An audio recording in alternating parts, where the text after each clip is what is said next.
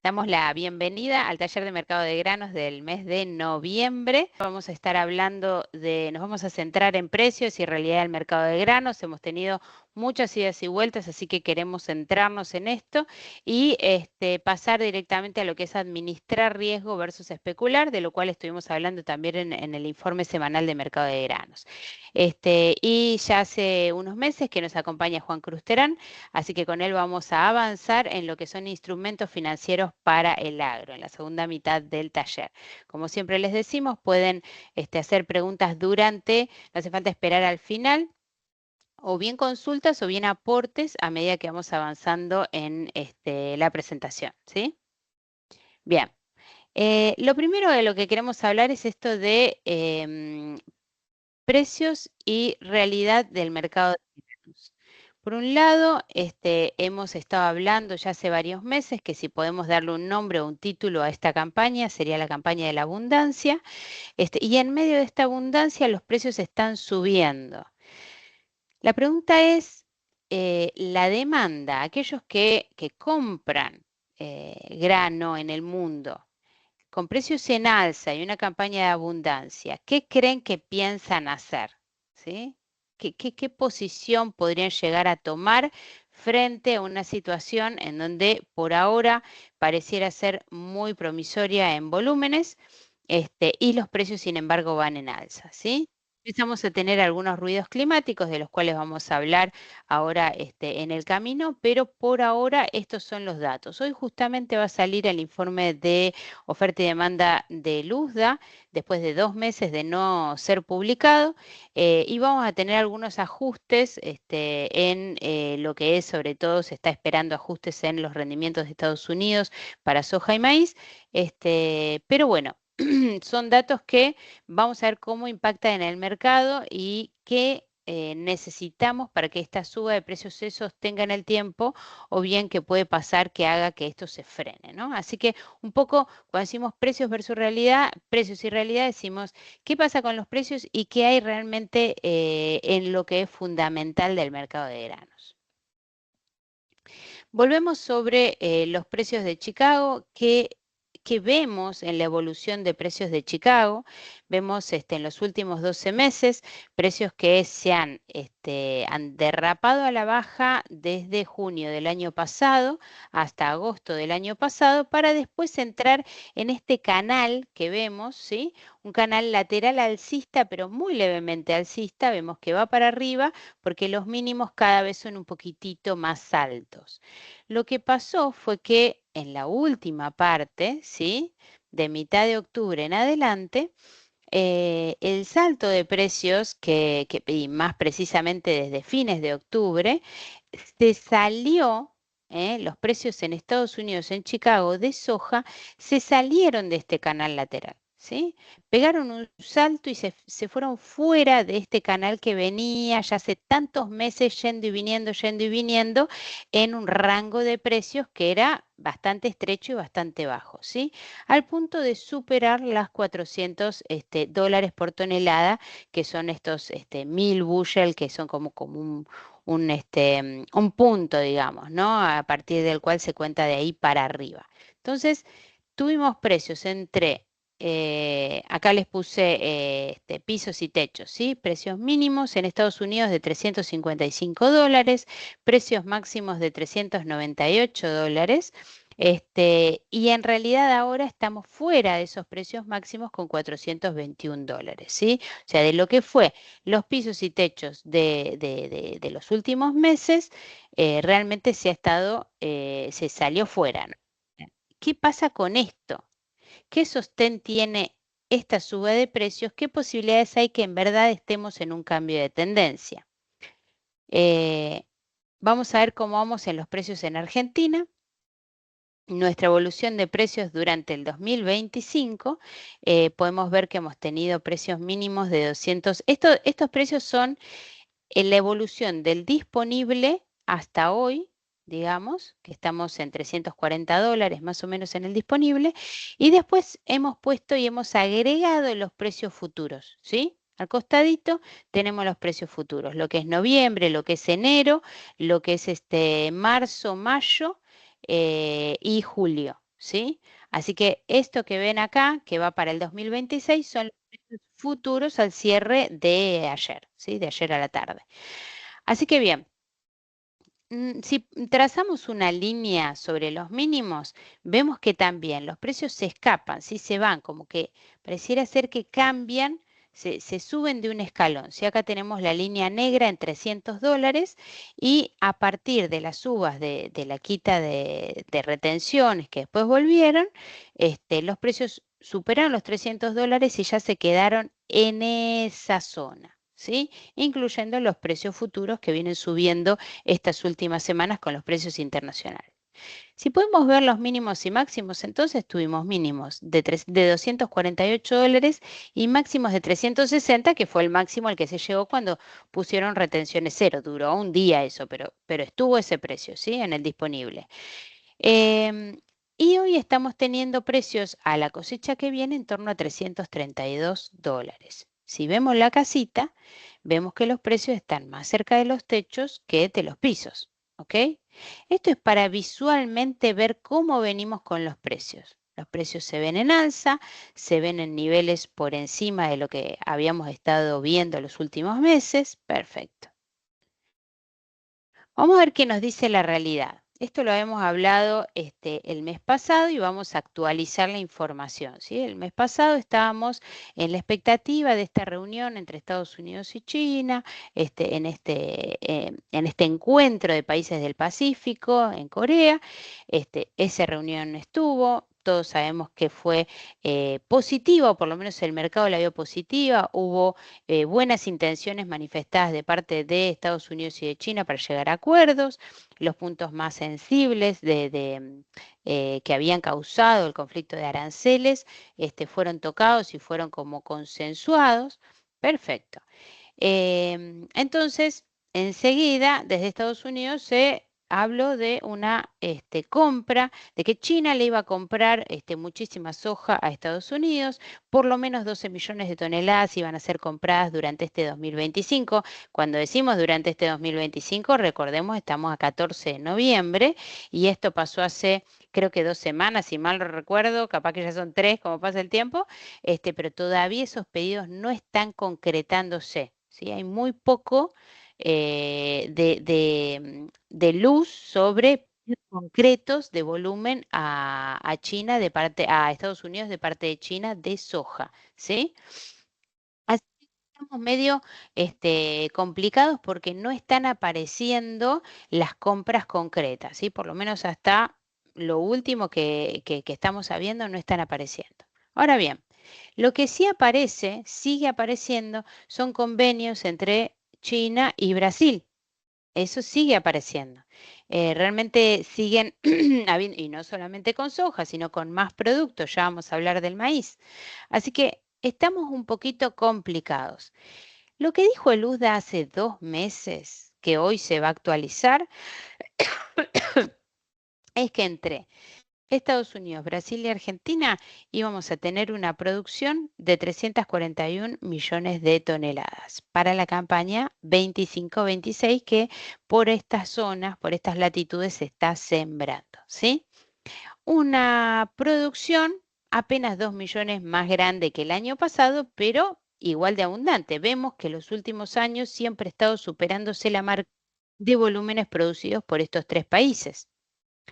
Y cuando vemos la producción y el consumo, vemos que la producción está un poco por arriba y recién este año se junta al consumo. Realmente estamos teniendo una producción y consumo muy similar, ¿sí? 424 millones de toneladas de consumo, 426 de producción, pero venimos de años en donde la producción ha estado dejando saldos a favor, o sea, stock a favor de soja, ¿sí? Haciendo crecer los stocks mundiales de soja. Vamos a ver, por supuesto, qué se dice en el día de hoy, en esta actualización del informe de Luzda, que por otro lado tiene algunas limitaciones por esta situación de Estados Unidos que ha estado con el gobierno, con la administración restringida, digamos, al mínimo, y entonces toda la vuelta que hace el USDA para conocer los rendimientos de soja, de maíz, de todo lo que se está, de la situación a campo, hay relevamientos de consultas con expertos,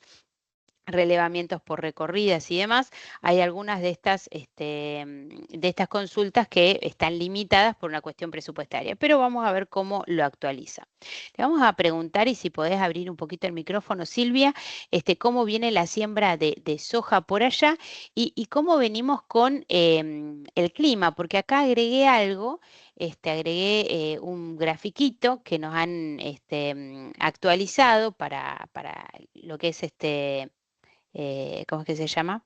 El servicio meteorológico, digamos, extendido, estacional, y habla de que estamos en unos meses, acá estamos en noviembre, todavía con una especie de niña, que en algunas zonas parece más niño que niña en Argentina por la cantidad de agua que ha estado, Ujú. pero otras zonas realmente ha faltado, y aparentemente entramos en una transición en donde pareciera ser que entramos a una fase neutral. ¿Cómo venimos con la siembra y qué tan complicado es estas zonas en donde está faltando lluvia? Si nos puedes chismosear un poquito de eso.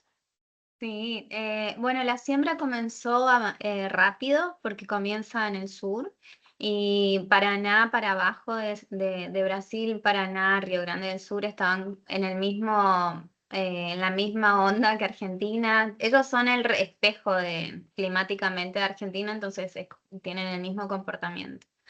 Después se comenzó a bajar un poco el ritmo. Hoy el ritmo está un poquito más abajo de lo normal, está avanzando alrededor de 65%, cuando debería estar alrededor de 75, más o menos. Está Bastante retrasado. Eso en bastante. Paraná me decís el No, retraso. Ah, no, ese nacional. retraso es nacional. Paraná Ah, está en línea porque está siguiendo el ritmo de bien, Argentina con lluvias buenas, Río Grande también.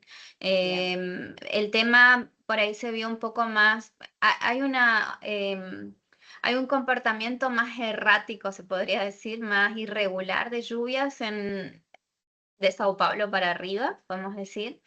Y esa es la gran duda, cómo lo que mostraste sobre el niño o la niña, porque para Brasil es a la inversa de Argentina, ellos tienen mejores cosechas con la niña.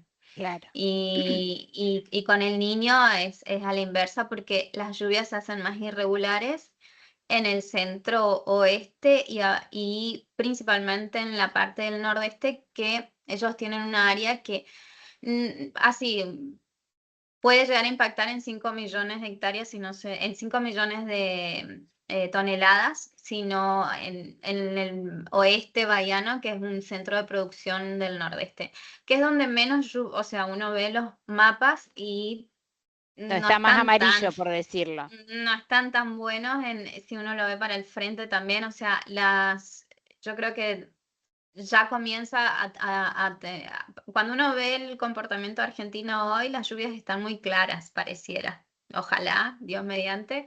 Ujú. Pero en Brasil tenemos el comportamiento va a ser día a día, medio que entender si se dan o no. Y es eso, está muy irregular. Entonces, entender si uno dice es neutral, pero Mm, si uno ve sí, si pero uno ve ¿para el dónde es comportamiento. neutral? Porque en una parte acá se comportó más como niño que como niña, en otra parte sí se comportó en el oeste, sí tenemos como una niña, así que tan neutral en Por distintas eso, zonas. cuando yo veo acá es muy claro que se pierden las lluvias con el niño en Bahía y alrededor de Goiás y demás. Mato Grosso a veces, Mato Grosso siempre gana alguna lluvia de rebote, pero eso puede generar un impacto y un impacto en el safriña que ellos siembran después de la soja. O sea, si ellos no acumulan buenos milímetros de agua en el suelo. Acá es temporada de lluvias y cuando se corta la lluvia no llueve más. O sea, no Claro. es como Argentina que por ahí agarra un invierno con lluvias. Acá comienza marzo y si no llovió lo que tenía que llover, eso es como que empieza a preocupar para el frente si no llueve bien. Ujú. Bien. Pero bueno, la parte sur está con el mismo comportamiento que Argentina y eso por ahí puede equilibrar algunas pérdidas si se dan.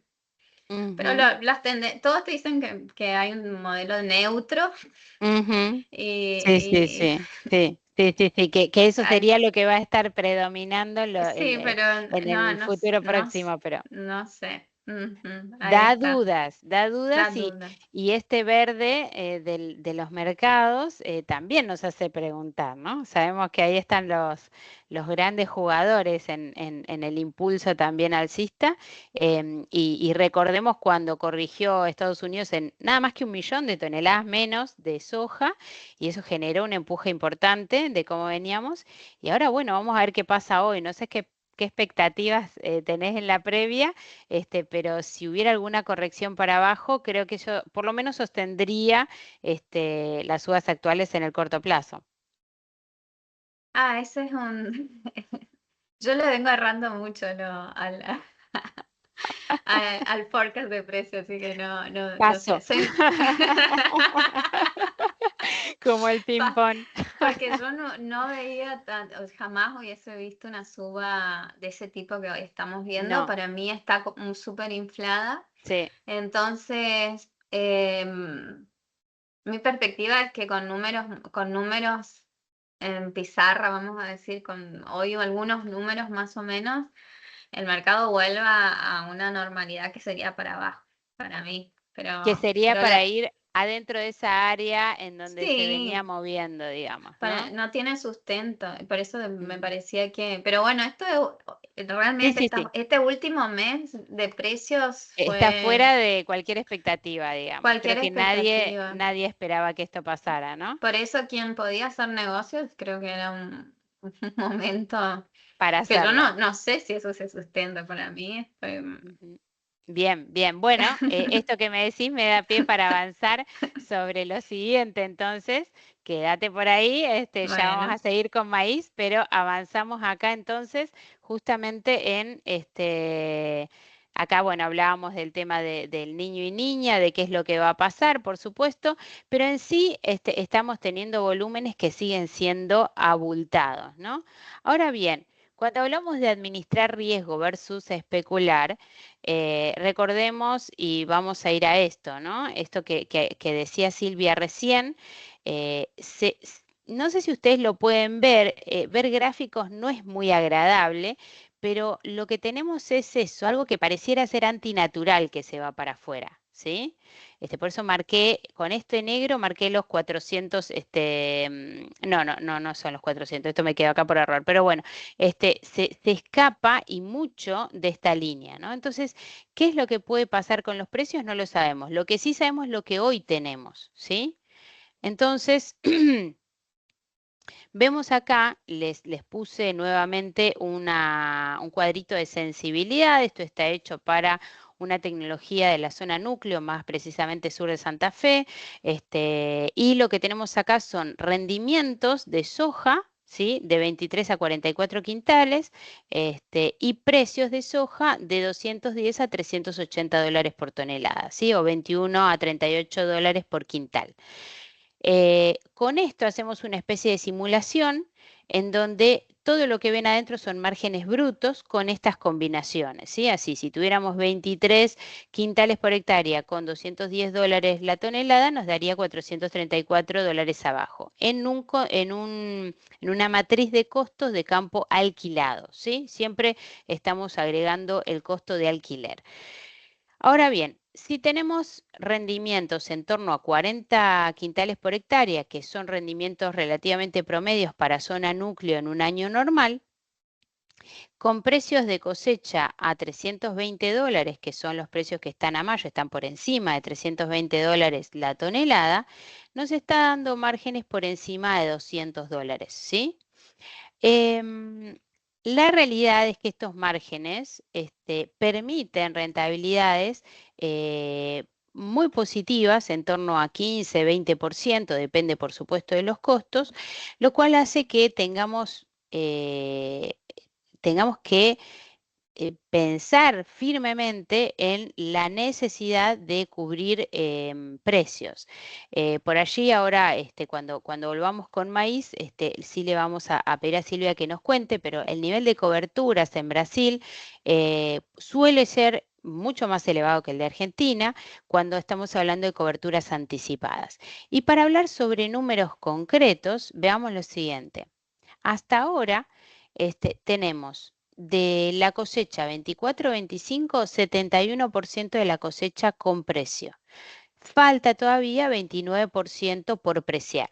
Si comparamos este 29% que no tiene precio entre mercadería que no fue vendida y mercadería vendida a fijar, es menos respecto a las proporciones que campañas anteriores hemos tenido. Llegamos a esta altura del año con 35%, 40% de soja por preciar y hoy tenemos 29%. Por supuesto que las uvas de los últimos 2 meses han generado muchas liquidaciones que se tradujeron en seguir avanzando y en que hoy tengamos 29%. No obstante eso, con los precios actuales, creemos que liquidar realmente es la señal del mercado, ¿no es cierto? Ahora bien, del año que viene, de la campaña 25-26, ¿qué tenemos?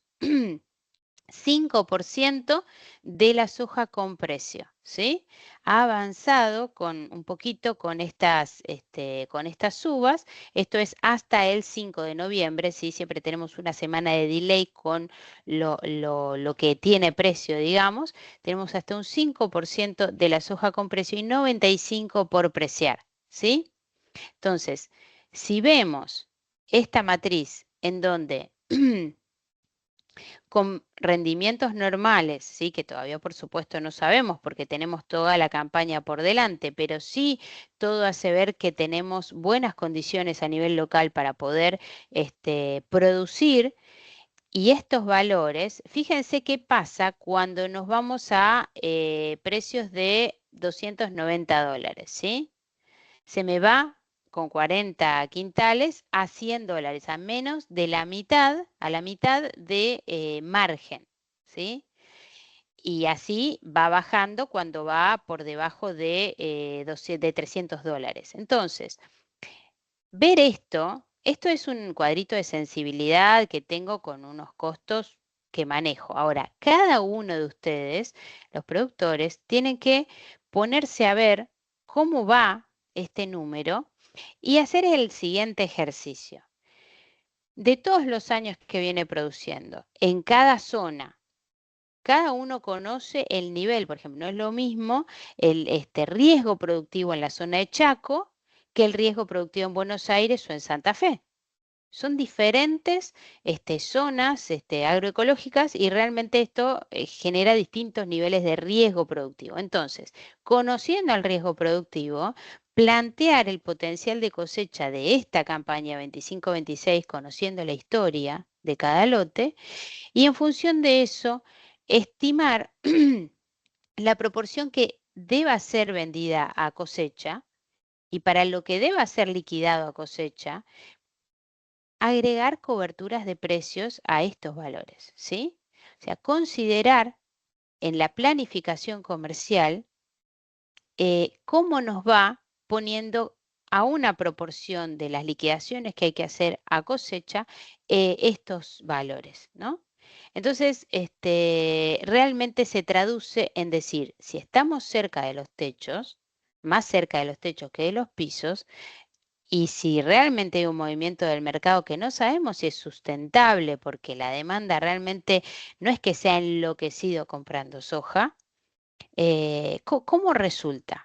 ¿Mm? Después vamos a ver sobre el final si tenemos tiempo, porque no quiero quitarle a Juan Cruz mucho tiempo, así que lo voy a dejar para el final y vamos a ver el tema, algunas opciones que se han estado operando para darle flexibilidad a las operaciones, pero realmente cubrir valor para la futura cosecha a precios que realmente están cerca de los techos, vale la pena y hay que considerarlo en esta planificación comercial, siempre teniendo en cuenta el riesgo productivo de cada zona, ¿sí? Como digo, no es lo mismo norte, el centro, el sur y hay que tener eso en cuenta, pero también el riesgo de bajas para poder aprovechar estos valores, ¿sí?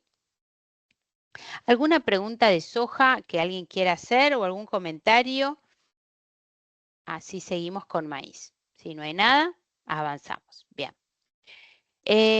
Cuando vamos a maíz y miramos los precios, bueno, acá tenemos un movimiento diferente, ¿sí? Esto no es lo mismo que soja. Y vemos el movimiento que se dio desde agosto en adelante el año pasado y vemos el movimiento que hoy estamos teniendo, ¿sí? Es un movimiento bastante parecido. Vemos el escape al alza de los últimos días, ¿sí? Acá este verdecito que se ve, y hoy estamos en torno a $174, con máximo desde 205 en Chicago y mínimos de 146, ¿sí? Vamos a agregar la casita acá, ¿sí? Tenemos hoy precios en torno a 170, ¿sí? Son precios bastante en el medio, digamos, de ambos extremos de piso y techo. ¿Qué pasa con el maíz? ¿Qué posibilidades hay de que el maíz siga esta curva y se replique lo que pasó el año pasado? ¿Hay posibilidades de que se replique lo que pasó el año pasado? Vamos a ver. Acá tenemos los precios de Argentina, la evolución de todo el 2025. Sí, hemos tenido máximos en febrero de $213, mínimos en junio de 166 y hoy estamos en torno a 180 con diciembre en 189 según el cierre de ayer del mercado y yendo más hacia la zona de 180 para lo que es la campaña que viene. Cuando vemos la casita, mínimos de 166, máximos de 210, por ahí 210 y algo, y hoy estamos en torno a 180. Bien, si miramos, las exportaciones de Estados Unidos siguen muy bien, no tenemos datos muy concretos de los últimos 40 días por este cierre del gobierno de Estados Unidos que no ha dado datos, pero sí los embarques han sido relevados y el ritmo de embarques de Estados Unidos de maíz sigue muy bien. Pero también siguen muy bien los acuerdos entre Brasil y China. Y Brasil le estaría comprando, China le estaría comprando a Brasil, dándole un ok muy importante, no solamente soja, sino también sorgo y DDGs, ¿sí? Los DDGs es el subproducto del etanol. ¿M? Realmente esta compra, los DDGs se utilizan para alimento animal y es un alimento rico en proteínas. Compite con la harina de soja directamente, por lo cual, haciendo estos convenios con empresas muy importantes, nos preguntamos si realmente el ritmo acelerado de Estados Unidos o las compras que decían hacer de soja en Estados Unidos se van a hacer, ¿no? Porque no aparecen las compras de Estados Unidos, pero siguen apareciendo convenios con Brasil. Acá tenemos la evolución de la producción, como mostré hace un rato, de los principales productores, no es global, esto es de los principales productores, que en maíz tenemos a Estados Unidos, a China, Brasil, Argentina y Ucrania, ¿sí? Entre estos jugadores vemos lo que produjeron el año pasado, la suma de ellos, 884 millones de toneladas, y este año apuntan a 939 millones de toneladas. Obviamente hay posibilidades de corrección de lo que está haciendo la cosecha estadounidense. Vamos a ver hoy al mediodía cuando salga el informe de Luzda.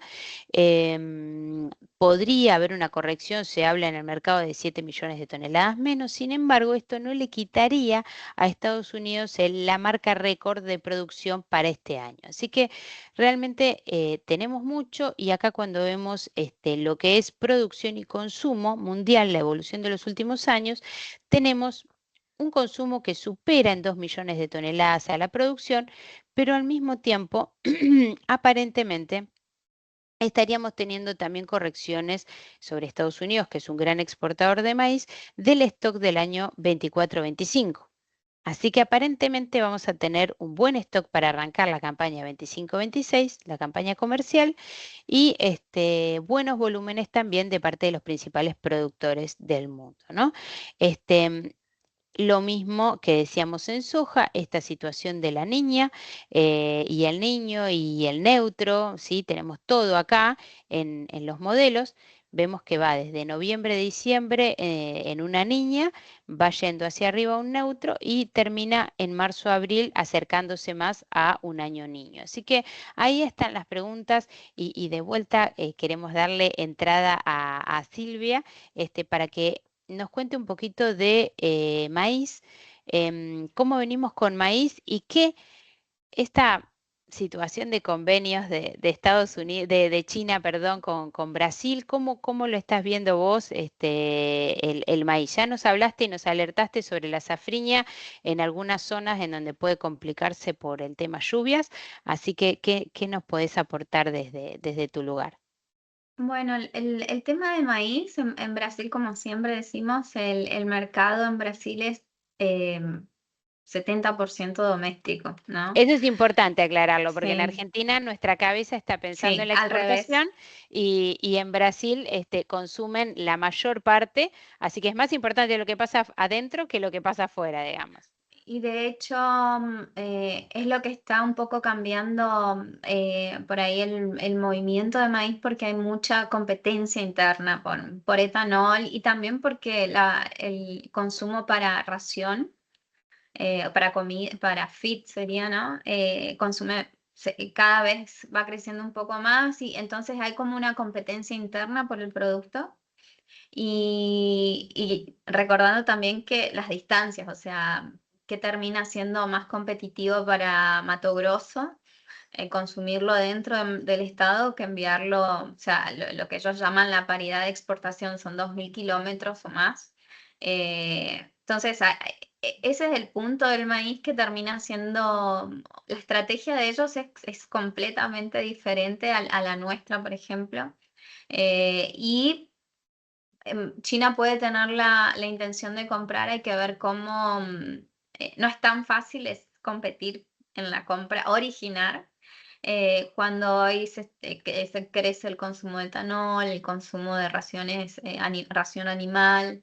Entonces, ese es un punto, a ver cómo se va a dar esa competencia. Inclusive este año, mes a mes se fueron ajustando las expectativas de exportación de maíz y está un poquito más abajo de lo que normalmente sale. A eso te iba Puede a ser un, preguntar, o sea, se fue sí, ajustando para abajo, digamos, o sí, sea, para abajo. bien. Y ahí se da un poco eso, o sea, también como está pasando en Argentina, falta de demanda, entró Estados Unidos a vender a otros lugares, también hay como todo un cambio. Pero bueno, también el punto clave es esa competencia por esa paridad de exportación y qué termina siendo más rentable en el momento del productor vender ahí. Es como un circuito mucho más regionalizado y cada región es diferente. También tenemos regiones que son eh, abocadas al al maíz temprano, que es como nuestro maíz de temprano, digamos, el maíz de verano, y después vienen las regiones que están abocadas a ese maíz que es más tardío que Argentina también. Y las abocadas al maíz temprano son más las del sur de Brasil, las Sí, del estado sí, del sur de Brasil, que son las sí. más exportadoras, si se quiere, digamos, por esta situación logística, o no No, no necesariamente, necesario, no, porque ahí tenemos la gran producción de de carne. chanchos. Hay mucha producción avícola, inclusive esos estados son importadores de maíz. Wow. No de afuera, sino importadores en el flujo de Brasil mismo. Entonces, eh, la competencia para mí interna es un punto que termina siendo más determinante a veces, que China puede querer comprar, hay que ver a cuánto va a estar dispuesta a pagar, porque en el mercado interno se paga también. Las plantas de etanol, ¿dónde están ubicadas el fuerte, digamos? Centro-oeste, mucho centro, porque fue un poco Ah, el es plan lejos de, también. claro, por eso termina en la cuenta el productor a veces termina, yo soy de Mato Grosso, vendo acá en el estado, hay una cuestión impositiva también que hay Mm, impuestos entre estados diferentes, por dónde pasa, tenés que ir pagando, que eso uno lo va entendiendo en el contable, ¿no? Pero bien, bien. eh, la industria de etanol se va fortaleciendo a cada año y está ubicada en lugares estratégicos, obviamente. Los Mm, hicieron en lugares donde producen maíz y donde sale maíz de la cosechadora y entra en la industria, ¿no? tal Es cual. un poco, sí, que tiene total sentido, sí. eh, Sí, sí, de- es muy desarrollista, claramente, es Ujú. para que realmente todo se quede ahí. No obstante eso, esto de los DDGs, por ahí no sé cómo lo ves, o sea, por ahí si está en el centro este el fuerte, bueno, está limitado también por la logística. También, sí. Mm, Termina bien, siendo caro. Y hoy se lo consume, tampoco la producción es tan grande, o sea, no es como la proporción de harina en maíz, en soja, que claro, la producción de DDG, le dicen acá, sí, es más baja, entonces todavía es un mercado a desarrollar. bien. Pero también se produce en el centro este y hay que ver la logística. El gran punto, el punto decisivo de Brasil termina siendo mucho la logística. Son 2000 kilómetros.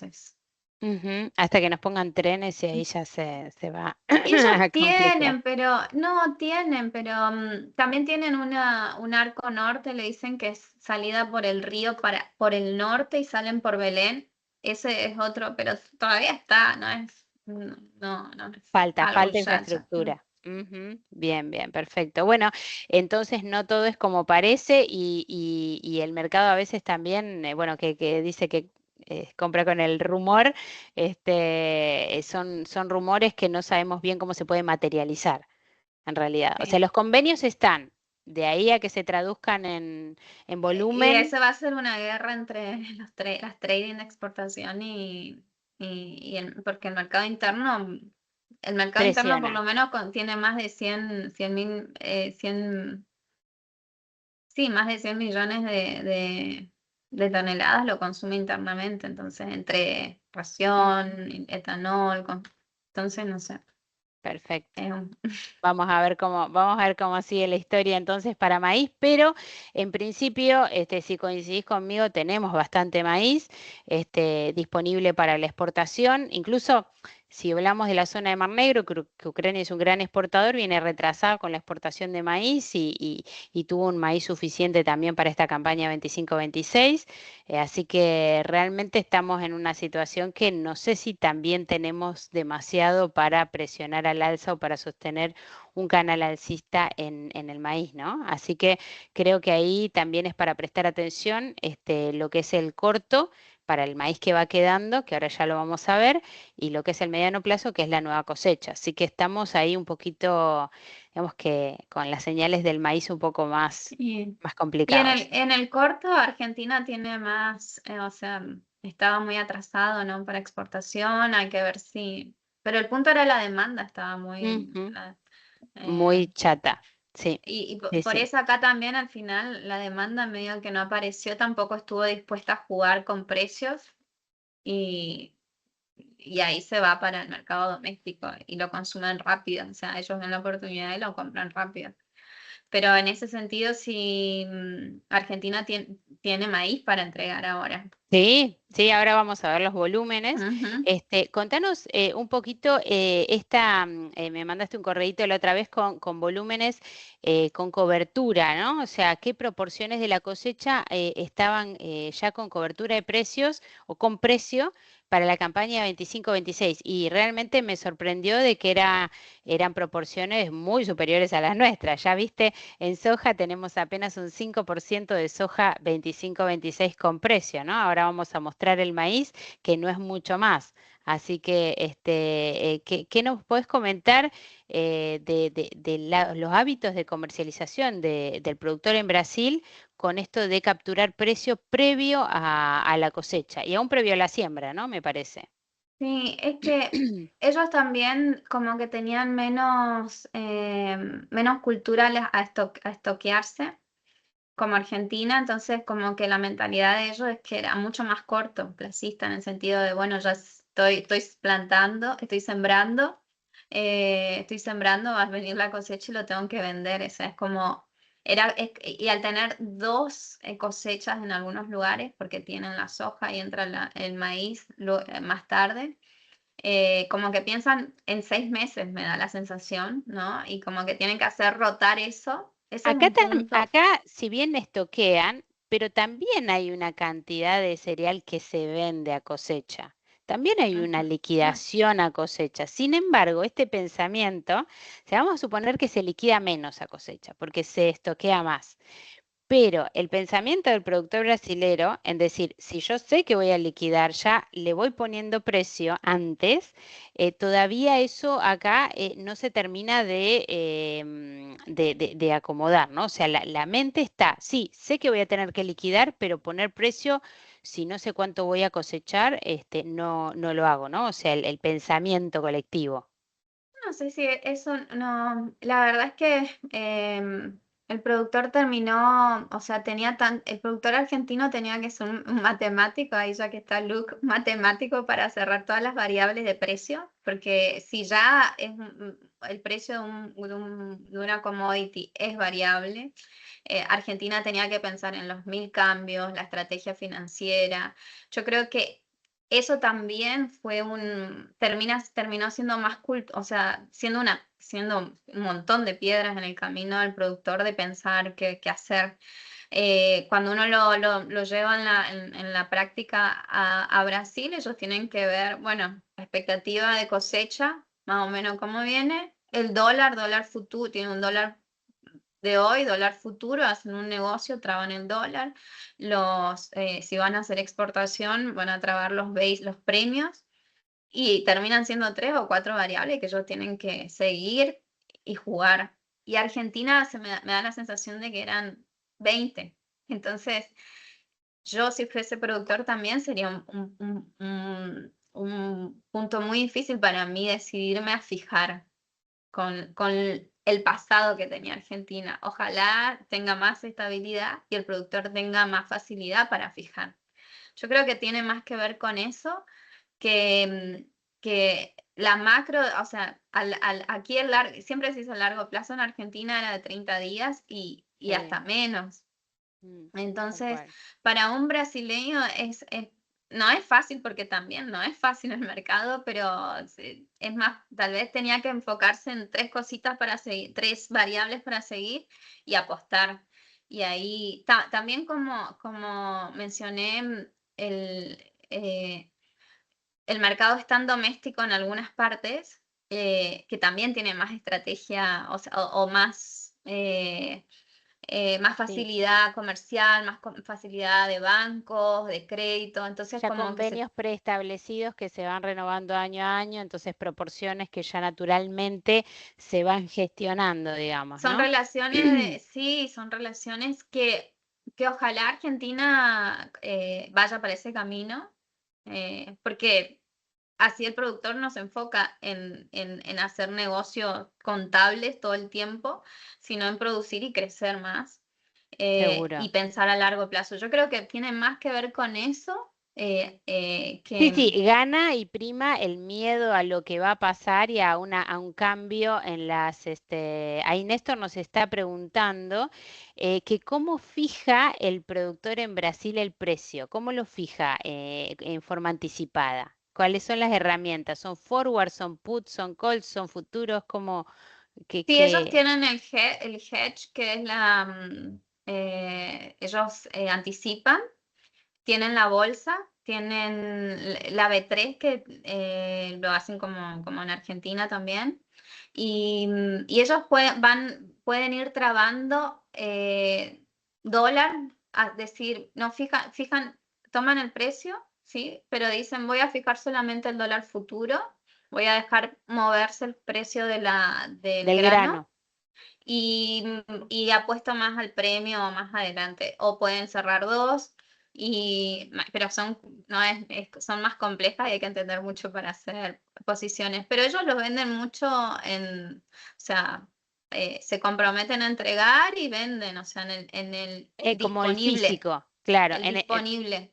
el disponible, pero en forma anticipada. Ahora que no tenemos el grano, comprometen mercadería Sí, para el disponible, digamos, sí. y pueden poner precio o no. Sí, no, generalmente la mayoría de los casos, cuando es disponible es casi un negocio del día, o sea, Ujú. lo cierran ahí, lo reciben en 30 días o no mucho más que eso. Eh, Sí, pero lo que yo te digo es ponerle ahora para la cosecha de soja, que todavía no está, pues la estamos sembrando. sí, Lo que yo vendo normalmente es con precio, digamos. O sea, lo que yo comprometo, la sí, mercadería que comprometo a entregar es con precio. Directamente ya cierro el precio. Sí, Más allá de lo que vos decís que en el mercado a término, digamos, pueden el fijar dólar y futuro. no, en Sí. el futuro pueden fijar dólar y no precio de soja. Pero cuando es el físico, por acá el físico, viste que se mueve mucho a fijar. Entonces, comprometen Y entrega de ahí, mercadería, pero no precio. bueno, esa es la gran diferencia. El físico no es a fijar. Claro. O sea, el físico es físico y se Y cierra. punto. Si comprometo El que mercadería, va, comprometo y precio. el que van a fijar es más negociaciones de bolsa en futuro. Por Claro. ejemplo, soja está ya casi el 30% futuro.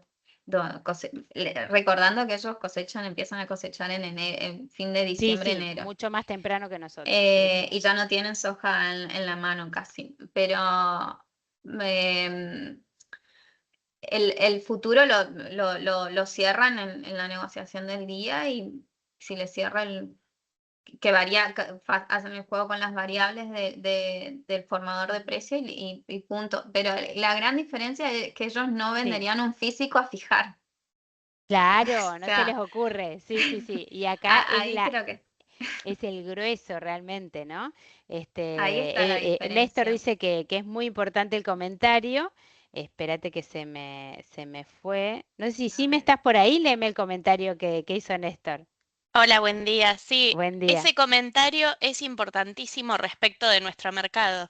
Físico es con precio para Brasil. Claro, exactamente. Físico, Acá, eso es lo que dice Néstor. Físico es con precio, o sea, a él jamás se le ocurriría vender algo abierto, sí, sí, sí, sí. ¿no? A comprometer mercadería, pero no te digo a cuánto, digamos, ¿no? Sí, Sí, sí, sí, sí, yo sí. creo que ese, Sí. pero de nuevo, me parece que es algo que lamentablemente nos obligaron a pensar así en Argentina, a tener mucho miedo a fijar, Sí, sí, porque por el cambio de reglas de juego permanente, ¿no? Y lo importante que desde estos talleres por ahí se busca es crear criterio para tomar decisiones. Entonces, como decís vos, nos llevaron de afuera, ¿no? Ahora es importante ver cómo yo puedo conducirme en la formación de la agroempresa para crear mi propia forma de establecer y de tomar decisiones. Entonces, es decir, si hoy tenemos un piso de costos que ya lo conocemos, tenemos valores futuros tan importantes, realmente decir, che, pero ¿y si me sacan retenciones, que es un cambio de reglas de juego que todos están esperando? Sí, si te sacan retenciones, también al mismo tiempo el precio internacional podría bajar y todo el mundo se va para abajo.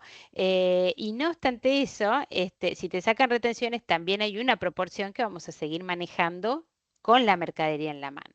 Entonces, digamos, pero hay una proporción de mercadería que vale la pena cubrir y vos hablabas de un 30% que ya tienen con cobertura de precio para soja y realmente acá alcanzamos a un 5%. Está bien, si le ponemos el volumen del mercado a término, sumamos unas toneladas más. Ahí tenemos también bastantes contratos abiertos en lo que son los futuros, pero estamos muy lejos de alcanzar ese 30%. Así que, bueno, tenemos algunas cosas, por supuesto el contexto colaboró, pero ahora necesitamos dar un paso más y por ahí empezar a cerrar la planificación ujú, de manera más anticipada, ¿no? sí, sí, Por sí. lo menos cuando hay oportunidad. En maíz no está tan grande la oportunidad, de hecho no pareciera ser del todo una oportunidad, así Pero en que soja está claro.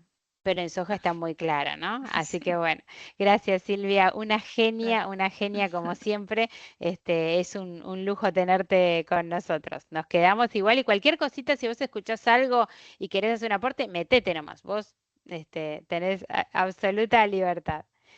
Bien, entonces, con maíz, si vamos a lo que es administrar riesgo, estamos en una situación diferente a lo que veíamos en soja. Si consideramos que en la zona núcleo un rendimiento de 90 quintales sería un rendimiento promedio bueno, ¿sí? Sabemos que tenemos rendimientos de 100 pero, o de más de 100, pero no es lo generalizado en la zona. con valores de $180 para la campaña que viene, nos da márgenes negativos, ¿sí? Nos da un margen de menos $2, o sea, por cada hectárea estoy perdiendo $2 con esta matriz de costos, por supuesto, que armé, ¿no? Así que es como que decimos, si estos precios se sostienen, si no hay una mejora de precios hacia $200, ¿sí? Vemos con $200 a 90 tenemos un margen de 165. Por supuesto que ahí tiene otro color, pero si eso no pasara, la realidad es que hay que apuntar a mayor rendimiento, a mayor producción para poder con estos precios ser más competitivos y levantar los márgenes, ¿sí? O sea, superar los rendimientos promedios porque a estos precios realmente los márgenes no ayudan.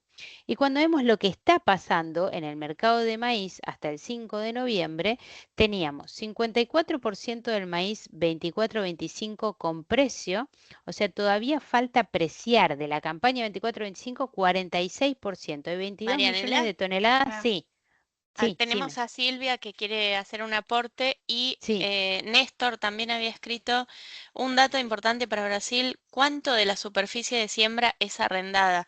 No sé si eso lo habían respondido, pero bueno, lo menciono. No, no, no, no, no. Eso en algún taller lo comentamos, pero Silvia, si querés, ya ujú. que querés aportar algo más, y querés No, comentarnos el tema de los levanté la arriendos. mano porque yo no estaba viendo la pantalla, Marianela. Creo que era Ah, eso. Y para ah, Néstor es a la inversa de Argentina. O sea, nosotros tenemos 70% alquilado en Argentina, en Brasil es a la inversa, el 30% de repente es alquilado.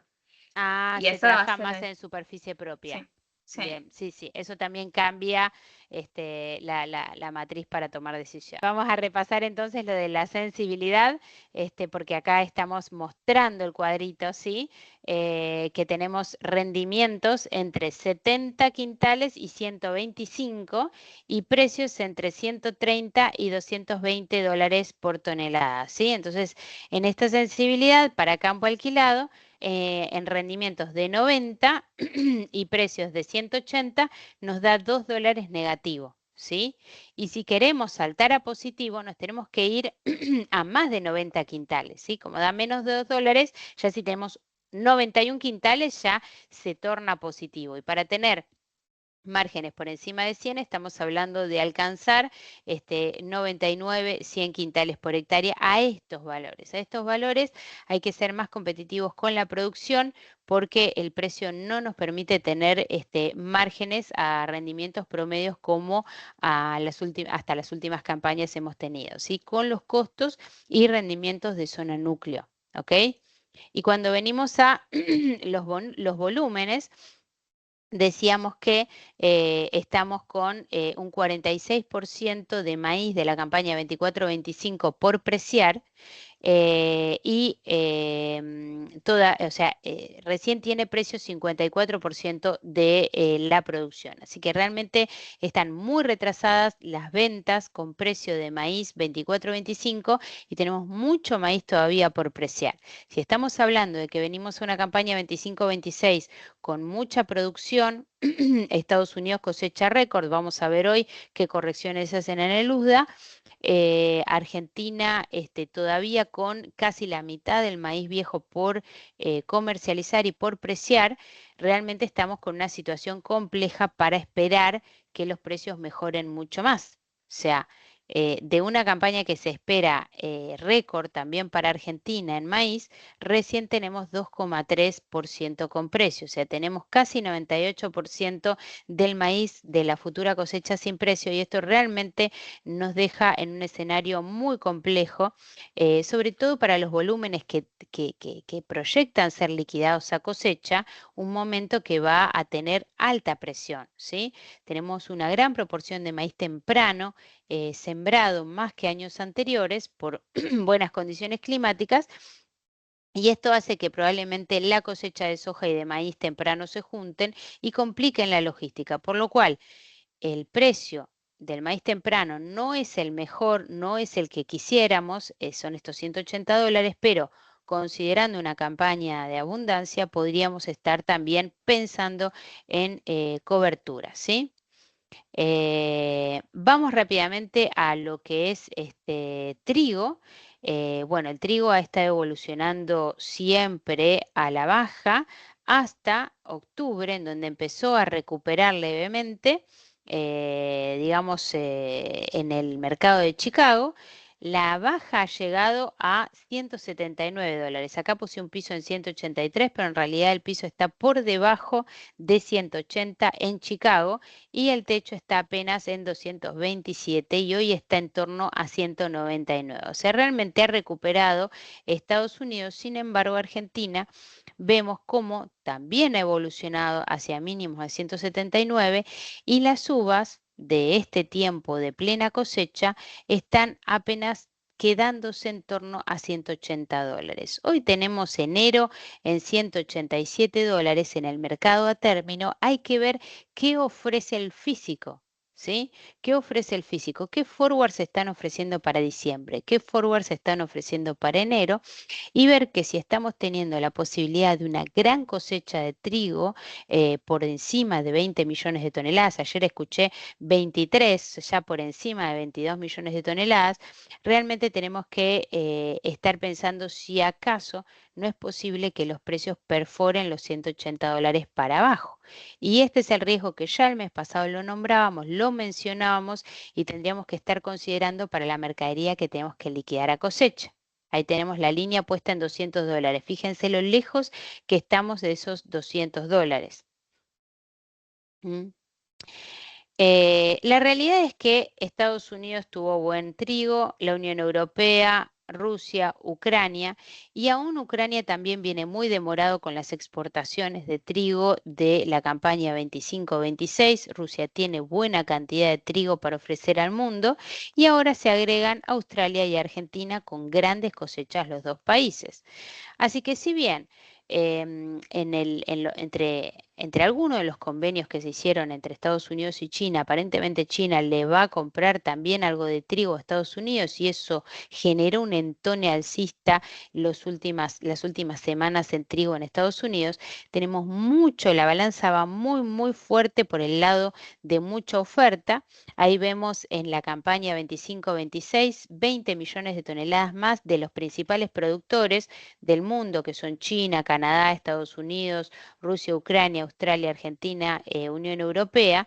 20 millones más de los principales productores y también exportadores, menos China, para la campaña 25-26 y vemos un consumo que ha superado la producción en los últimos años porque se había estado ralentizando la producción de trigo, pero que este año finalmente la producción está igual y un poco por encima del consumo mundial de trigo y un consumo que no tracciona, que no crece, que está estable con una producción firme con mucho volumen. Así que creemos que trigo está complicado y los números son bastante feos, ¿no? Con valores de $18 el quintal y rendimientos de 40 quintales, que son los rendimientos de la zona núcleo, vemos $90 para abajo, ¿sí? Pagando la mitad del alquiler. Siempre le cobramos la mitad del alquiler al trigo, la mitad del alquiler al cultivo de segunda.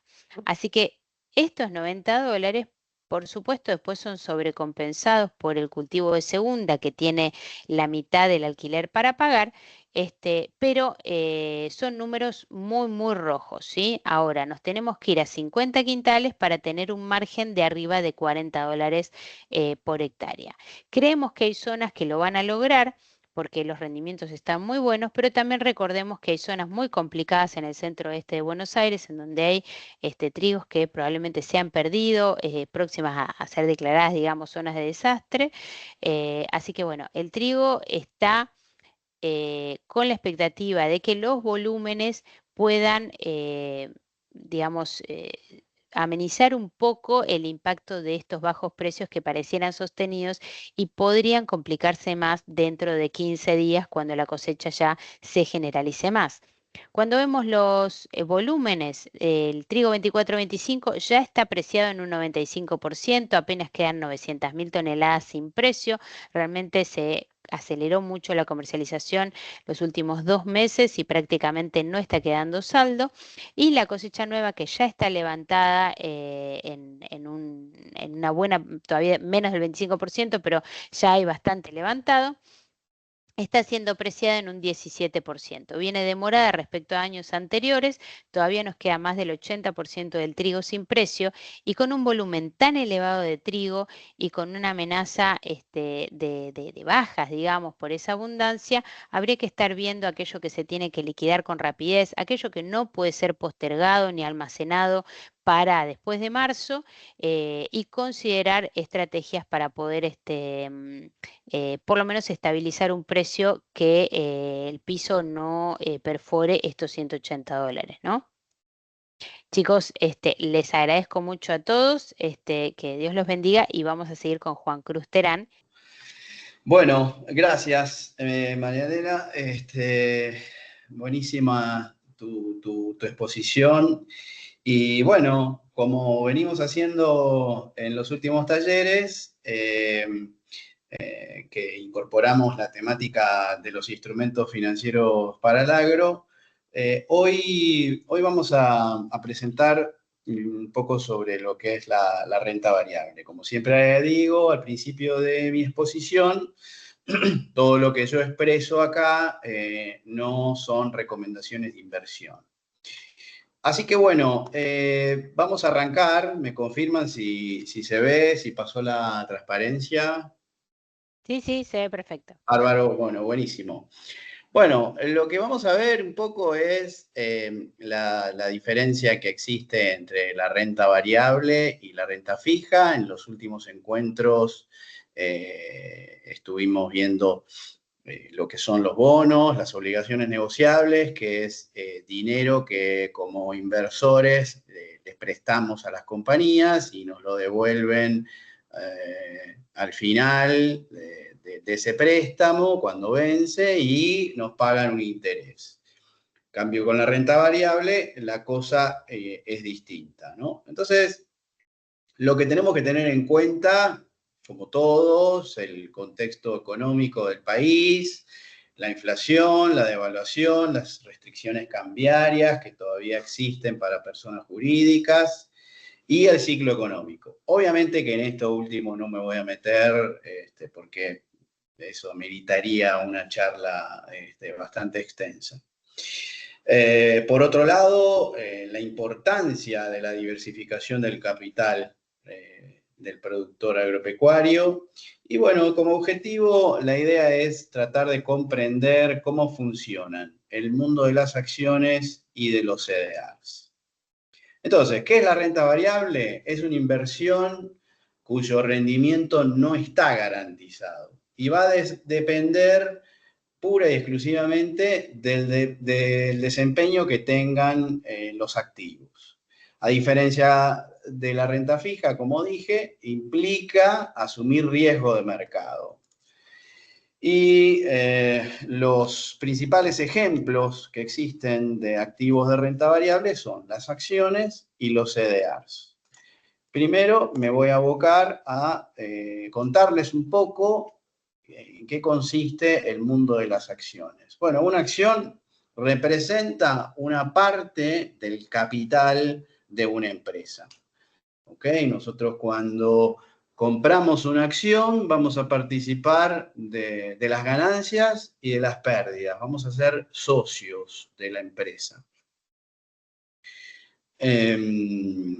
Las ganancias van a estar dadas por los dividendos que generen esas empresas y a través de las acciones y la valoración la valoración del precio de mercado de la acción, que obviamente puede fluctuar a la suba o a la baja. Ejemplo de acciones más conocidas en Argentina y algunas del rubro agropecuario, bueno, tenemos YPF, Cresud, Banco Galicia, entre todo el panel de acciones que cotizan en el Merval. Algo importante, riesgos y beneficios. Bueno, el beneficio que podemos llegar a percibir es el potencial de rentabilidad superior que tienen estos activos frente a la renta fija. Y los riesgos, básicamente, están dados por la volatilidad de precios, los factores macroeconómicos y los sectoriales. Entonces, lo que hay que tener en cuenta a la hora de meternos en estos activos es que son principalmente de mediano y largo plazo.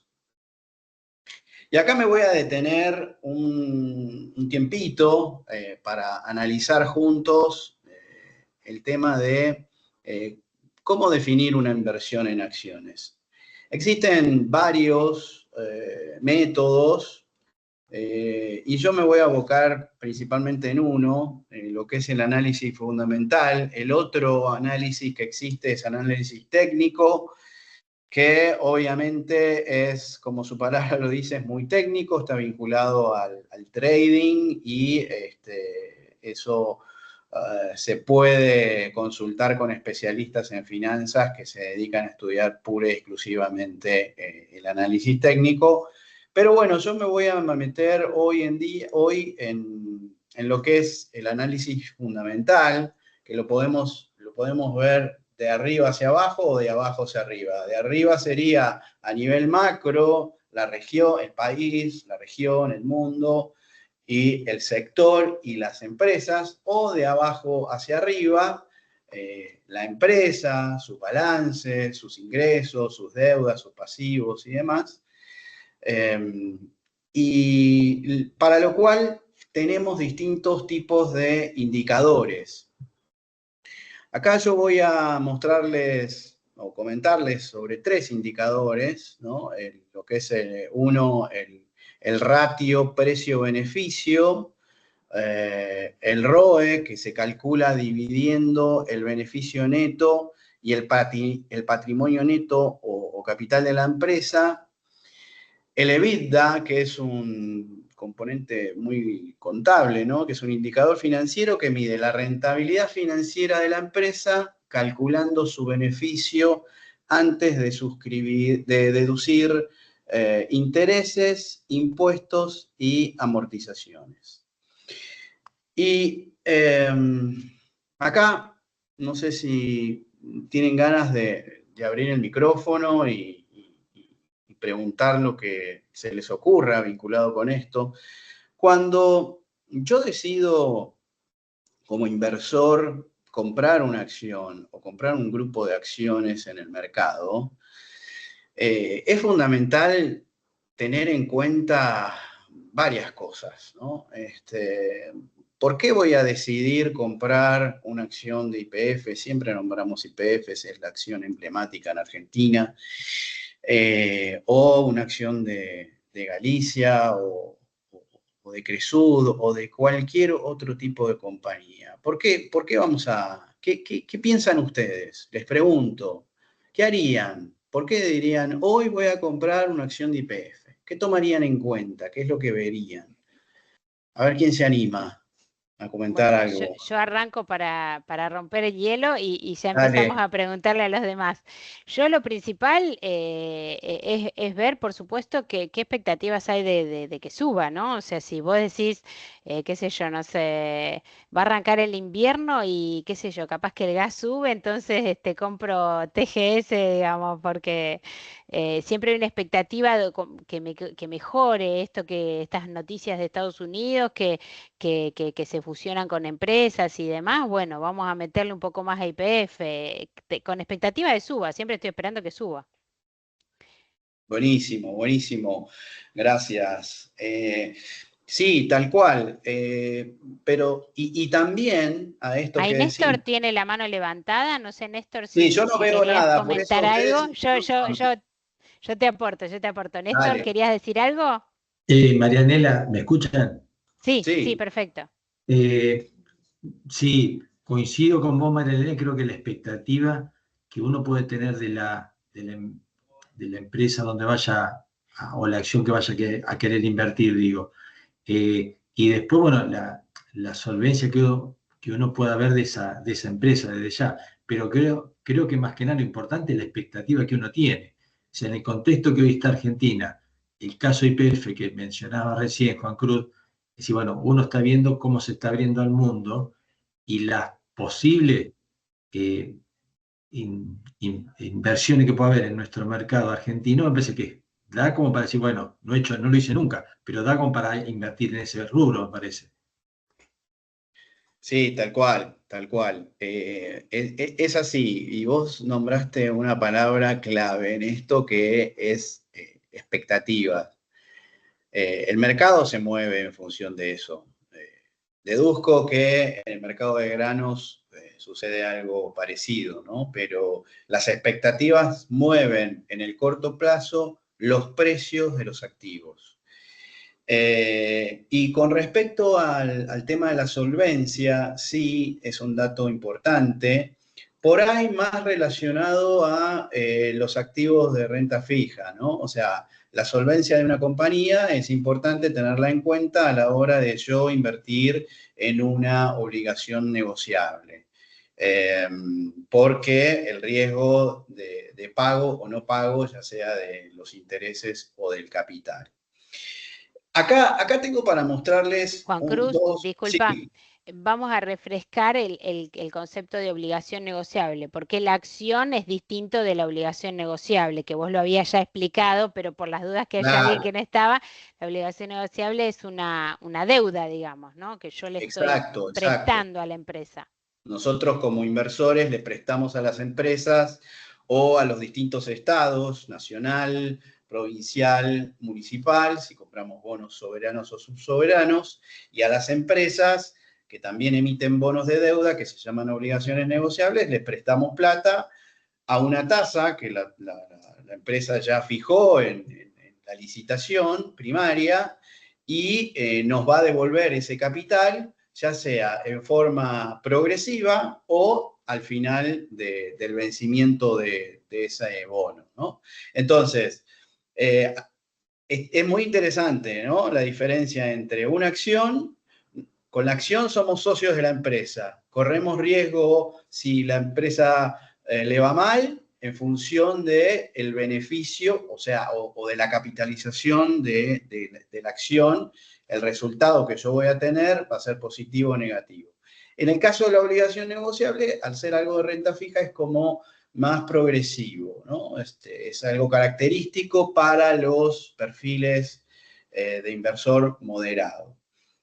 Entonces, habíamos dicho decir, bueno, ¿qué tengo que tener en cuenta a la hora de invertir en una acción? O sea, hablamos de expectativas, hablamos de solvencia, hablamos de la cuestión macroeconómica del sector, el sector energético, el sector financiero, el sector agropecuario. Estos últimos días están habiendo noticias importantes relacionadas con la exportación de carne, entonces eso me puede llegar a ayudar a mí a tomar una decisión en invertir en ese rubro, en ese sector. Pero yendo al caso puntual de decir, bueno, tomo una acción y digo, bueno, voy a invertir en esta acción. Para yo saber más o menos y tener una idea y no jugármela sin tener cierto margen de seguridad, existe lo que se llama el ratio de precio-ganancia. O sea, las acciones tienen un precio de mercado todos los días. Y las compañías tienen una ganancia anual que se refleja en sus balances. Entonces yo, con ese dato, a la hora de decir, bueno, voy a comprar una acción de una empresa tal que cotiza a 100 pesos y tiene ganancias de 20. Bueno, son 5 años que yo voy a requerir para recuperar esa inversión con la ganancia que tiene la empresa y la cotización de mercado de esa compañía. Obviamente que eso va a ir fluctuando en el tiempo, producto de el valor de mercado o cotización de la acción y las ganancias que vaya teniendo periódicamente esa empresa. Y el otro indicador interesante para decir, bueno, voy a invertir en esta compañía, es comparar el valor libro de la acción de una empresa con el valor de mercado. El valor libro es el valor real, supuestamente original de la acción de una compañía, que lo podemos medir en función del balance, toda esta es información disponible, y la cantidad de acciones que tiene. Yo ahí voy a contar con el dato de valor libro y lo comparo con el precio de mercado. Por lo general, ocurre que el precio de mercado es mayor al valor libro. Ahora, ¿qué pasa? ¿Qué opinan ustedes si me encuentro con que una acción cotiza por debajo del valor libro? ¿Qué opinan sobre eso? ¿Qué se les ocurre? La compañía vale tanto porque su balance da determinados números, tiene determinada cantidad de acciones, entonces la acción tiene un valor libro, pero en el mercado esa acción vale menos que ese valor libro. Juan Cruz, te pregunto, o sea que este valor libro del que vos hablás es como si dijéramos hacer un valor teórico, práctico también, porque es real, digamos, que tiene que ver con ese valor. Como que yo agarro ese balance y divido, son 10 acciones, lo divido en 10 y ese es el valor libro, digamos, de un la valor acción. como teórico contable, por decirlo de alguna forma. Exactamente. Bien, bien, bien. Exactamente. Y el mercado tiene su percepción de lo que para él vale la empresa. Exactamente. Entonces, totalmente. Es así, en donde yo lo que les comento es que si uno mira en detalle y hace un análisis, por lo general observa que el grueso de las acciones cotizan por encima de su valor libro.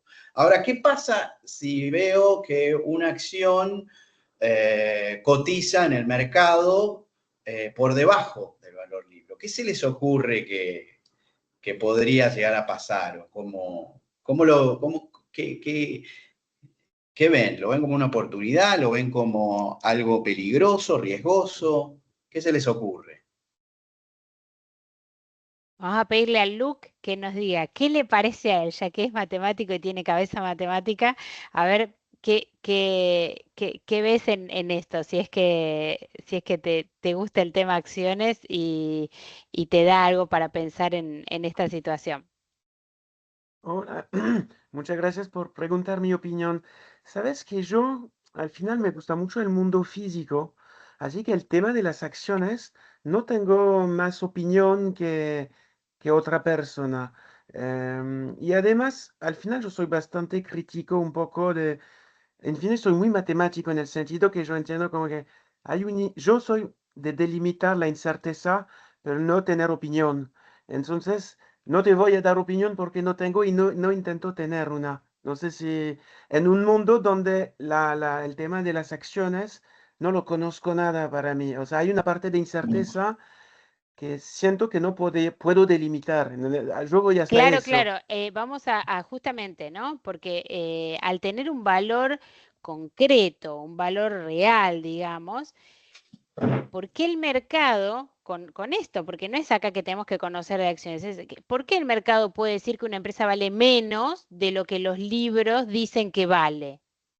¿Qué es lo que puede llevar a eso, digamos? Es un área Claro, que es para la mí que es a la vos no te perspectiva, para gusta. mí, disculpa, sí, no, claro, para mí es la percepción de los otros sobre un futuro. Y ya el futuro de un mercado de grano es complejo, sin duda, estamos de acuerdo, hay el tema del clima, el tema de la economía, etcétera, etcétera. En el mundo de las acciones, para mí es 100% humano en algún sentido, ¿no? Y entonces lo veo como Bien, mucho más complejo. Obviamente hay patrón, ¿no? Muchas personas piensan de la misma manera, etcétera, etcétera. Así que hay patrones que se pueden formar e intentar capturarse usando modelo matemático. Eh, pero, o sea, mi humildad, o sea, acepto, prefiero no intentar bien. hacer una predicción que Pero decir es algo bueno que yo creo lo que que no puedo, no dijiste. soy capaz de predecir. Pero Así es que bueno lo les que pido dijiste disculpas. que es una percepción humana, ¿no? Que viene de una percepción humana del mercado respecto a esa empresa, por ejemplo. Así que eso ya es Sí, un totalmente. aporte. así. Gracias, Luke, Claro, muchas claro, sí, gracias. sí, sí. Sí, sí, gracias Luke por tu comentario, sí, totalmente. La psicología, las expectativas juegan un rol muy importante y la aversión al riesgo, ¿no? Por parte de los individuos y de las compañías. El mundo de la renta variable, de las acciones, tiene un componente muy fuerte en función del riesgo, ¿no? Y hay personas que están dispuestas a asumir determinado riesgo y otras otro, ¿no? Entonces, por ejemplo, yo lo que uno lo que ve es decir, bueno, las personas más jóvenes que se deciden a invertir en el mercado de capitales, tienen la posibilidad de asumir más riesgo, o sea, invertir en acciones, que personas un poco más grandes que estén llegando a, por ejemplo, la edad jubilatoria, ¿no? Lo que hablamos en el primer taller.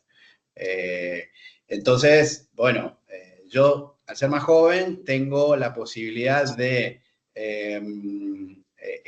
asumir más riesgo porque las variaciones del precio en el mercado las puedo proyectar en el largo plazo, 10, 15, 20 años, ¿cierto? Entonces, eso ayuda.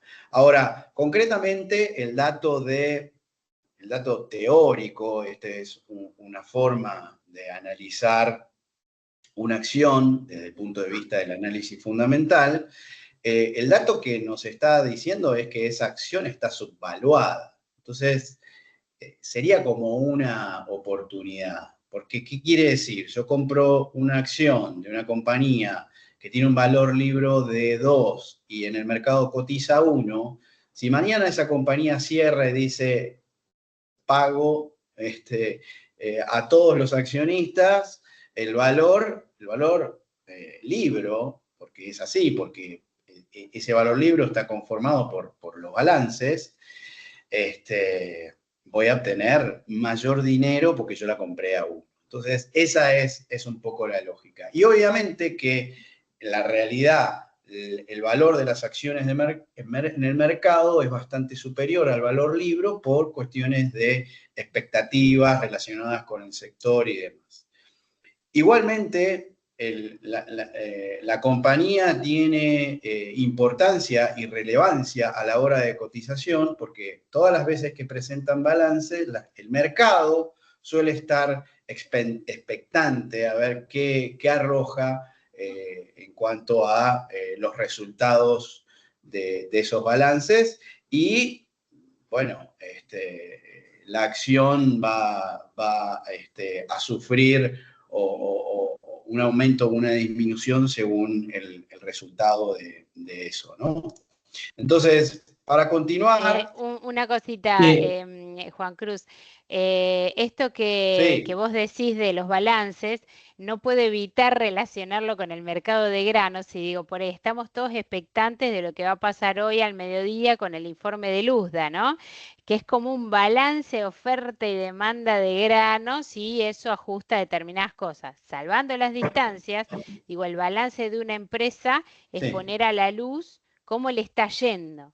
Y si la expectativa era que le iba a ir totalmente, mal y de pronto le va bien, creo que el mercado pega un salto. Y si es al revés, si la expectativa totalmente. era que le fuera bien y en realidad los números no dan, es al revés. O sea, creo que digo, se mueve de esa manera un poco, ¿no? Como para hacer un paralelismo entre estos dos mercados.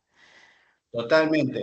El dato de balance en acciones, cuando uno invierte en acciones, es así, es como la información de la producción de cereales en el mundo, bueno, el mercado se va a comportar en función de esos resultados.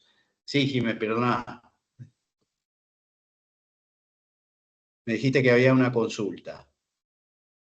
Sí, tenemos a Néstor con la manito levantada y Luke también estaba hace un ratito. Vale, Sí, sí, sí. Juan Cruz, Dejo Néstor. Juan sí, Cruz, Néstor. no, ¿sabés cómo lo relacionaba yo con la acción de una empresa si valía menos? digo, como una oportunidad y como un riesgo. Parece una paradoja, digo, pero digo, yo que pensaba en esto, digo, una empresa que fabrica arados y digo, y vale menos hoy, digo, bueno, pero la expectativa que yo tengo, que el arado no se va a usar, entonces digo, no lo veo como un beneficio o como una oportunidad, sino lo veo como un riesgo casi. No sé si se entiende a lo que quiero decir, digo. Sí, claro. Vos estás hablando de la obsolescencia de un activo, ¿no? Exactamente, Que a futuro tiende a desaparecer. Claro, exacto. obviamente, sí, sí, sí, totalmente. Bueno, eso que vos estás diciendo pasa con las compañías. Por eso vas a ver que las compañías grandes, obviamente que buscan innovar y ir creciendo, no solo por cuestiones económicas de la compañía, sino porque, bueno, obviamente el mercado de las acciones los lleva a estar permanentemente innovando, creciendo y demás. El ejemplo de YPF es, en Argentina es un caso que es así, ¿no? Una compañía que se ha transformado en el tiempo, que encima es de capital estatal, pero que a pesar de, aparte de estar en un rubro estratégico que es el de la energía, bueno, la propia compañía va diversificando, va incorporando nuevos negocios, cosas que sean apetecibles para los inversores. Qué sé yo, una fábrica que desarrolla maquinaria agrícola y sigue con una línea de producción antigua, ¿no? Bueno, va a tener un resultado, obviamente, en el mercado real determinado y en el mercado de sus acciones también. Es interesante lo que comentás porque, bueno, la idea de este segmento del taller de granos es tratar de a poco meter la cuestión financiera para la toma de decisiones de productores agropecuarios. Y en el mundo de las acciones y las obligaciones negociables existen un montón de compañías relacionadas con el sector que obviamente tienen distintos comportamientos, sus valores. Yo los invito a que, nada, a modo de curiosidad, observen, ingresen a alguno de los sitios donde muestren cotización de acciones y vean cómo es el comportamiento, porque no es ajeno a la economía real. El mercado financiero, que por ahí pudo haber tenido mala prensa en su momento, y coincido en lo que dice Luke, ¿no? No es más que anticiparse o como respuesta a hechos concretos de la economía real. Si el sector agropecuario en Argentina se expande y las compañías que estén en ese rubro, los inversores que vienen de otros lados y van a querer invertir en ese rubro. Hoy es furor invertir en compañías de energía. Bueno, ya sea energías tradicionales como energías verdes. Toda esta información que vemos del mercado de carne, que se estaría dando una apertura comercial, bueno, todo ese tipo de cosas ayudan a desarrollar un mercado, ¿no? Entonces, por eso es que el mercado de capitales tiene un tipo de estructura en donde cualquier persona puede invertir en este tipo de activos, inclusive el productor agropecuario. Entonces, Dicho esto, con relación al tema de las acciones, quería Disculpa, nombrar... creo que Luke Sí, quería hacer otro aporte, por eso antes de pasar a lo dale, dale. siguiente, Sí, métanle. Luke, ¿querías hacer algún Sí, comentario? sí. Ahí no, quiero hacer nomás con comentario un poco la parte matemática. Es que hay un tema, y además cada vez más hoy con el tema de inteligencia artificial, es que les invito a cuidar, y estoy seguramente que lo hacen más del INTA en particular, es tener cuidado con el tema matemática. Seguramente escucharán el tema algorítmico, trading algorítmico, etcétera, etcétera, etcétera. Ahora, hay un aspecto a considerar, yo creo que en los mercados de las acciones, no sé, un 50%, un 60% de las transacciones ya son automatizados. No me recuerdo si es este porcentaje, pero es impresionante la grande cantidad que ya son máquinas que están tomando los órdenes de compra y de ventas. Pero eso no significa que son robots que están inteligentes, que están tomando decisiones, ¿no? Atrás hay humanos que están como tenía todo un marco de riesgo en las empresas, en las grandes empresas y en los grandes bancos que controlan todo eso. Ahora, en mi entendimiento, y es un mundo donde cada uno tenemos nuestro entendimiento, ¿no? Nunca tenemos totalmente la realidad. No es totalmente inteligente estos algoritmos, ¿ok? Siempre hay humanos que tienen mucha experiencia. ¿Qué puede hacer matemática para predecir el futuro de los mercados? Yo creo que algo pues, se puede, pero yo creo que hay muy poca gente en el mundo que lo pueden hacer. Hay como fondo de inversión en Europa y en Estados Unidos que tiene mucha plata y que pueden contratar muchos doctorados en matemática aplicada para realmente como usar matemática para ganar dinero. Eso, pero yo creo que es un pequeño porcentaje de algunos equipos en todo el mundo. Y después hay muchas personas. Ahora, más allá ahora con la inteligencia artificial, es muy fácil de hacer matemática sin tener ni más maestría ni doctorado, recuperar una librería de Python y recuperar datos y hacer su modelo para predecir el futuro y decir, bueno, yo hago trading algorítmico para ganar plata. Voilà. Y lo va a vender muy bien con lindos slides, etcétera, etcétera. Bueno, cuidar mucho con eso. Yo diría, yo invento porcentaje, pero yo creo que en el mundo del trading algorítmico hay un 95% que son un poco chamulleros, yo creo, o sea, venden un poco humo. Estoy seguro que hay un 5% de expertos de alto nivel, como lo dije, pero bueno, con 15 o 30 doctorados de matemática y ahí ellos realmente pueden ganar plata. Pero bueno, y no sé, me imagino, o sea, son los grandes fondos de inversión y piden tiquete alto para invertir en sus empresas. Pero hay todo el resto que, viste, hablan de matemática, hablan de datos, hablan de inteligencia artificial. Les invito a cuidar, no digo que hay que ver demonio por todos lados, siempre con un foco del entendimiento, o sea, ¿viste? De tomar decisiones entendiendo lo que están haciendo. Creo que, me imagino que Marianela y Juan Cruz van a estar de acuerdo con lo que digo, ¿no? O sea, eso Muy, yo muy de quería acuerdo. comentarlo, ¿no? Totalmente, Lu. Sí, Sí, de Lu, hecho, Así que, es muy de, interesante tu comentario. Sí, es así, tal cual lo decís. de Eh, hecho, Juan Cruz, sí, esto que él está diciendo, como una alerta, por decirlo, como una advertencia, está bueno porque personas que por ahí nunca estuvieron metidas hoy con las billeteras virtuales y muchos sitios, te invitan a invertir y demás de una manera como muy fácil, ¿no?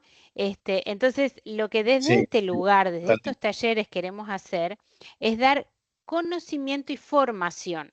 La persona con Exacto. formación sabe qué decide, por qué lo decide. Entonces, vos estás hablando de que las empresas tienen un valor de libro y un valor de mercado. Ya nos das dos datos concretos que no me lo dice un trading, me lo dice el dato. Entonces, creo que por eso Exacto. es importante este espacio para dar esta formación y para, bueno, generar criterios propios. Así que, totalmente de Exactamente. acuerdo. Y Voilà, gracias, no, Lu, por tu voilà, aporte. no quiero criticar todo este mundo porque No, pertenezco a este mundo, pero como lo dices, Marianela, si alguien te quiere vender servicio para explicarte algo está buenísimo, ¿no? Educarte, pero cuidar con esto que te vende una información, una mejor decisión a tomar. Además, si no la entendés, voilà, yo sería como decir no. Pero está perfecto lo que decís, estamos de acuerdo. Sí, totalmente, totalmente coincido con los dos y nosotros no perdemos de vista cuál es el objetivo de este segmento, que es brindarle información, capacitación, algo técnica, algo práctica al sector, a nuestro sector objetivo, que es el sector agropecuario, que para algunos productores es un mundo conocido, para otros no, y es de gran utilidad. Bien utilizado, con información, con cierto grado de conocimiento, esto está bueno porque así como el mercado de granos o la producción primaria requiere un aprendizaje constante, bueno, esto no es ajeno a esa situación, ¿no es cierto? Entonces, sí, es así lo que comentás, Luke, respecto a la inteligencia artificial. Y bueno, obviamente que todos tenemos que tratar de tener cuidado y formarnos de la mejor manera posible y en base a eso poder tomar las decisiones. Y no perder de vista cuál es el objetivo. En este caso, el objetivo es administrar el flujo de fondos en la producción agropecuaria para sacarle un margen mayor a ese capital que está circulando y que por ahí conviene hacer alguna cosa en vez de tener almacenado el grano, por ejemplo. Entonces, es que nos decidimos bueno, a ponerlo como tema para los talleres y vemos que tiene una buena repercusión. Entonces, comentando el tema de las acciones, yo sabía que esto se iba a dar porque a diferencia de la renta fija, que es algo más conservador, más menos riesgoso, obviamente que el mundo de las acciones es de mucho riesgo, está muy metido lo de la inteligencia artificial como para buscar mayores rindes. Entonces, bueno, es interesante esta charla que surge, ¿no? Entonces, quiero pasar a contarles sobre un instrumento que tiene ya algunos años en Argentina, que es muy interesante porque desde Argentina, estos instrumentos se llaman los CDR, seguramente los deben haber escuchado, nombrar, visto, a quienes ya los usan y quienes no los usan, algo en redes sociales han escuchado. Los CDR son los certificados de depósito argentino. Hubo un banco en su momento que vio esta alternativa de invertir desde Argentina en activos del exterior y salió a comprar cierta cantidad de activos para después darse vuelta, obviamente en el mercado secundario, darse vuelta y venderlos o comercializarlos en un mercado local, en pesos. Entonces, hoy nosotros perfectamente podemos invertir, como dice acá, en acciones de Apple, de Coca-Cola, de John Deere, de cualquier compañía del exterior, ¿tá?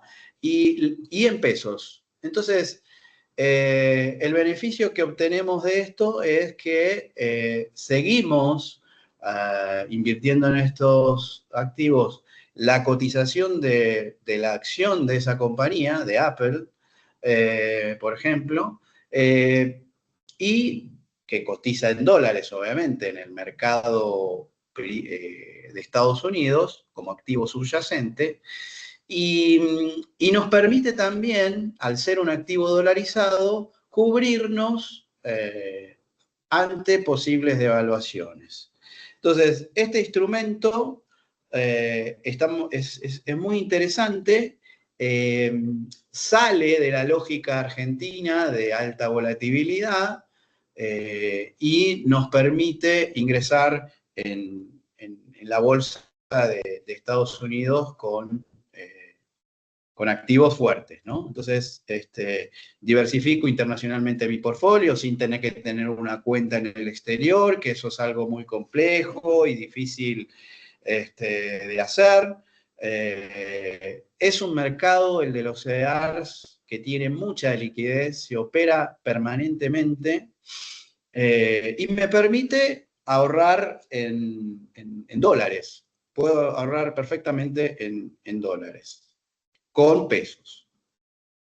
Y también accedo a sectores que de otra manera no podría acceder, ¿no? A tecnología, consumo, salud, por ejemplo. Puedo invertir en el rubro de inteligencia artificial, comprando un CDR de un fondo específico, por ejemplo, o puedo invertir también en las 500 empresas más importantes de Estados Unidos. Bueno, ya como para ir terminando y abierto a todo tipo de preguntas, la forma que tengo los pasos que tendría que seguir para invertir, abrir una cuenta en una ALIC, a través de mi celular puedo hacerlo perfectamente, depositando pesos o dólares, y ahí puedo, con información, con un asesoramiento, tomar la decisión de analizar la inversión en el activo, ¿no? Y perfectamente puedo seguir la evolución del mercado a través de BIMA, ¿no? ¿Qué estrategias proponemos para productores agropecuarios? Bueno, invertir los excedentes de la campaña para resguardar valor, ¿tá? Es una cobertura frente a la inflación y la devaluación, estos activos de renta variable. Y bueno, es una alternativa, decir, si acopio, si compro una maquinaria, obviamente que las decisiones son distintas, ¿no? Pero es un componente más que tengo a la hora de tomar una decisión. Y bueno, y puedo construir una cartera diversificada de activos en el grupo o en el rubro agroindustrial o los globales, ¿no? Y para comparar un poco el tema de la renta variable, ¿no? Y la fija, decimos, bueno, el plazo fijo tiene muy bajo riesgo, tiene un rendimiento real que es bajo, ¿no? Pero me inmoviliza la plata en determinado tiempo, como mínimo 30 días. Comprar dólares para atesorar es simplemente resguardarse de la inflación y de la devaluación, pero no tengo ningún rendimiento con esos dólares que sufren, perdón, me resguardo de la inflación en Argentina, pero en Estados Unidos no, porque Estados Unidos tiene inflación. Los CDRs son una alternativa para tener cobertura cambiaria y la posibilidad de obtener ganancias en dólares. Y las acciones locales, estoy expuesto al crecimiento económico de Argentina. Y bueno, como conclusiones, la renta variable es una herramienta de gestión patrimonial para el productor moderno. Como dijimos, requiere de análisis, seguimiento y asesoramiento, y me permite diversificar, o sea, de la misma manera que decido sembrar un cultivo u otro, bueno, invierto en una acción o en otra siguiendo un criterio lógico, ¿no? Y bueno, tengo el acceso al mercado de capitales, permitiéndome capitalizarme con mis excedentes. Y con esto termino mi parte de hoy, agradeciéndoles por la participación, por las preguntas, y bueno, y estoy abierto Esto es algo muy amplio, ¿no? Que podríamos incluirlo en otras charlas. La idea es avanzar en otra temática, pero es dinámico y en función de las demandas que puedan surgir, meternos en eso, ¿no? Pero nada, agradecerle. Muchas gracias Juan Cruz por tu Gracias. presentación. Buenísimo como siempre, la verdad es que es un aporte a los talleres y la idea con esto es sumar también al uso de estos instrumentos financieros para el agro, ejemplos reales y concretos. O sea, vamos a ver si podemos lograrlo para el taller del mes de diciembre, poder estar poniendo casos de uso de estas herramientas, no decir casos que porque necesariamente tengan que ser de super éxito, sino casos concretos de qué problema se hizo algún productor y por qué pudo arrancar en este uso de herramientas, ¿no? Para verlo en la práctica cómo se dio la línea de pensamiento para llegar a utilizar esto como herramientas que apoyen el manejo financiero del agro. Así que vamos a seguir avanzando, no solamente en lo que es formación de conceptos, sino también en aspectos bien prácticos. Así que, Juan Cruz, genial como siempre. Les pido que se queden un segundito más. Estamos bien en hora. Les quiero mostrar un poquito, si me permiten. Les voy a compartir una invitación que nos ha dado la gente de agroeducación. Esto es para la semana que viene, por eso es que les muestro rápidamente.